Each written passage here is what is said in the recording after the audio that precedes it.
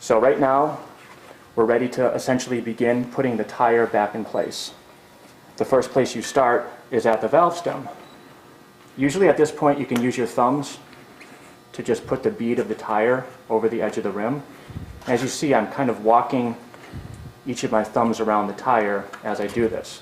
Just make sure that you get the tube inside the tire as you're doing that, and it should be a pretty easy process. So we're about halfway around, and I'm continuing to walk my thumbs around the tire. I find it easier here to actually turn the tire or the whole wheel around again and continue the process. So push the tube up in there a little bit and just continue to walk it around with your thumbs. Now we're starting to get to the hard part. This part was all easy. Most people can do that with their thumbs. The difficulty you're going to encounter now is the tire needs to stretch over the rim. So we're going to walk it around as much as we can with our thumb. Okay, so that's about it. And now we're going to use tire levers to complete the process. There you go. All right. So here's my handy tire lever. When we took the tire off, we used the cup end to kind of dig under the bead. To put the tire back on, we're actually going to turn this upside down. So this portion is going to hook onto the rim, and it's going to act as a lever to slide the tire onto the bead. So one thing you need to be careful of is you have to make sure that your tube is inside the tire, because if we catch this on the tube itself and apply pressure, we could very well cause another flat due to this pinching between the rim and the tire lever. So, tire lever upside down, and just push it over like a little lever. Slide it over about 1/2 inch and do the same thing. And once again, you can see how the tube is starting to come out in this manner here. You just want to use your fingers to make sure that the tube is seated inside the rim itself. So we're going to hold one thumb on the part of the tire that's just about off the bead here to prevent this from walking around as we do the process. So one thumb here, move the lever over, slide it 1/4 inch or 1/2 inch. If you take large steps, you're never going to do this. So 1/4 inch, flip it over, 1/4 inch, flip it over, and once again you just want to watch the tube and make sure that that's seated in there. So the process, as it speeds up and you become more comfortable doing it, once again, small steps.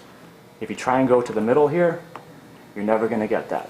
So once again, real small steps, and you're just very slowly walking the tire onto the rim.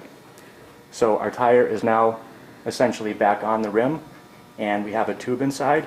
Our next step is going to be to inflate that.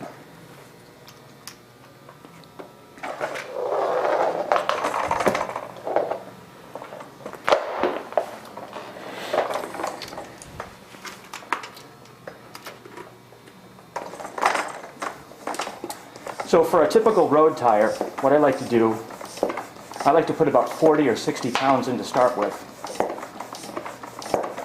So we're up to 60 pounds right now. I'm going to take the pump off, and what I'm going to do is I'm going to look around the tire to make sure that it is fully seated on the rim. And that looks pretty good on this side. I'll flip it over and take a look on this side. So that looks pretty good. And as a final check, I'm going to spin it. And what I'm looking for as I spin it is to see if there's any big bumps in the tire as this goes by. That would usually indicate that your tube has not seated properly underneath the tire, in which case you'd want to deflate it a little bit. Go to the spot that had the bump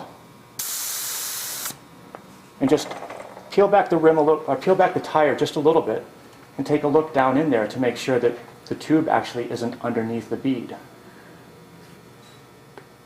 And if it is, you just do a little bit of manipulation and the tube will usually seat itself.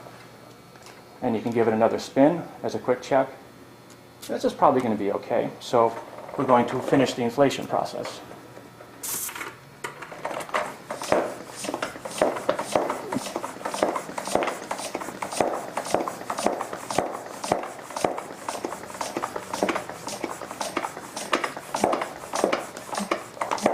And most tires are inflated on the road to between 100 and 120 psi.